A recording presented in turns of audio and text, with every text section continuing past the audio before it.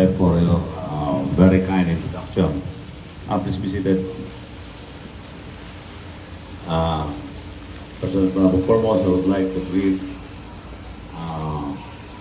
the mayor of Nasugbu, Batangas. He was the mayor then when I was here sometime in 2004. Honorable Tony Barcelon. Yeah. And ating Vice Mayor, Roque Kumare, Mari Medred.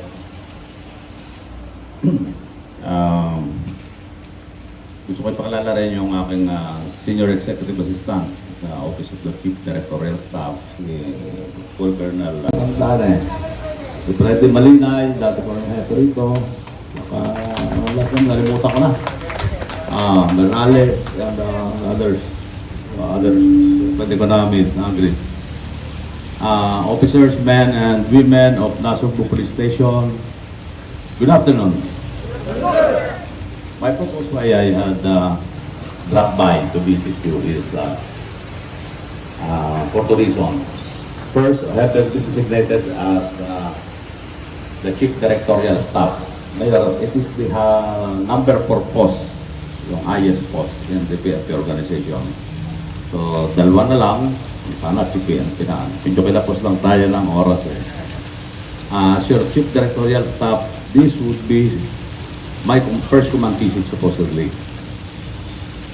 But I was not able to do so in the past 2 months because I've been designated there as your TCDS. Only last May 15. So 2.5 months na ako nag-TCDS. And secondly, having been assigned as your Chief of Police, siyempre, I would like to visit the different units that I have led. Saan ako na muno. And having been assigned here as Chief of Police sometime in 2004, from January to October, about 8 months, I really, it's a pleasure to look back. Ang sabi sa atin, yung hindi marunong lumingon sa pinanggalingan, hindi makakarating sa paroroonan. And here I am, bumalik ako only to show to you that I am not a failure of Nasugbu. Imagine, umalis ako rito, Major, bumalik ako with 3 stars. And really, the purpose here is unang-una to inspire everybody, lalo na itong mga kapulisan natin, Mayor, that kahit naman pala sa Nasugbu ka nag-serve as Chief of Police, there is a chance na umangat ka doon sa itaas ng krame. So that's one of the challenge that with my experience here, really I appreciate those experiences.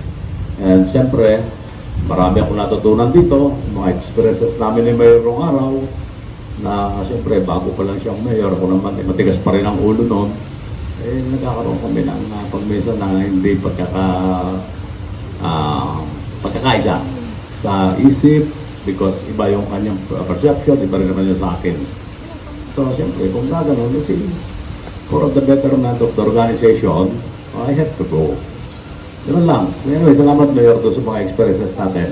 Marami akong natutunan din sa iyo. Kasi ang pag-aaral ay 2 buwan, through experience and by the book. Sa akin na pag-aaral dito by experience. And I have learned a lot from here. Ang mga natutunan ko rito, yung makisama, even though after 28 years, 2004, or 18 years. Tatay Felix, kaibigan ko natin lang, magkaibigan pa rin kami. Marami pa ako kaibigan dito, and then yung mga retirees, doon sa ibang police station na nakasama ko, most of them were already retired. Sa isang station na pinuntahan ko niya kahapon, yung Angono Police Station, isa na lang ang pulis na natitira. Because when I was assigned there, when I was a captain in 1995, unang hepe ko yun, yung by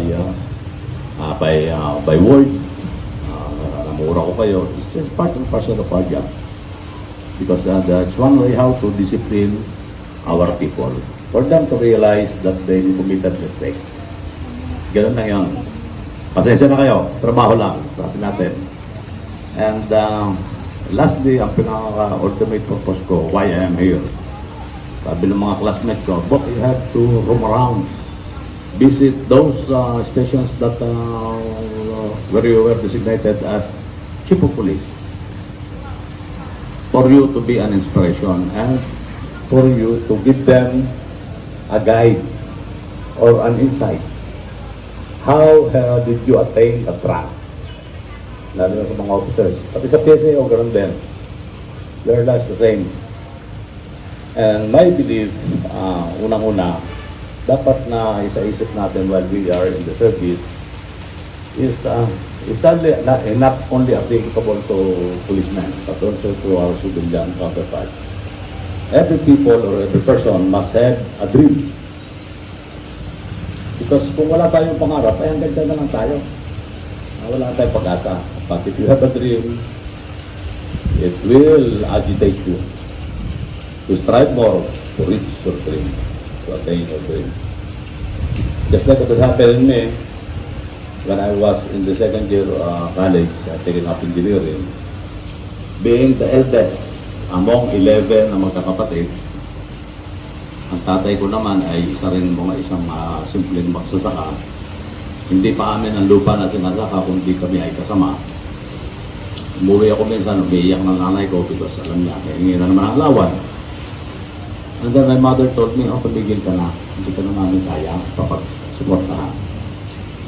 So dami ninyo, kung ikaw lang ay susuportahan namin, baka yung bulso, baka hindi makapag-grade 1. So because I have a dream to finish my college education, nagtanong-tanong ako, paano ba maganda nito? Hindi na kaya ng parents ko ng